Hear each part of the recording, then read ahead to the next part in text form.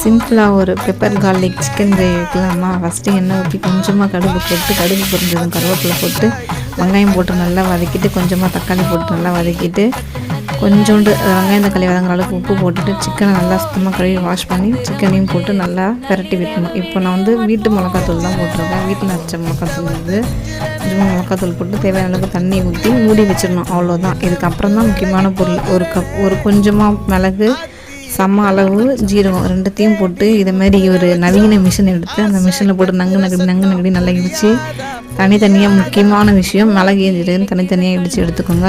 அது மாதிரி பூண்டு தனியாக இடித்து எடுத்துக்கோங்க. ரெண்டுத்தையும் குழம்பு நல்லா கொதிச்சதுக்கப்புறம் கொதித்து இறக்குற ஸ்டேஜில் மிளகு ஜீரகமும் பூண்டையும் அதில் போட்டுக்கோங்க. லாஸ்ட்டாக கொஞ்சமாக கொத்தமல்லி போட்டு சாதத்தில் ஊற்றி பெரட்டி சாப்பிட்டு பாருங்கள். இந்த மழை நாளுக்கெலாம் அடிபொலியாக இருக்கும்.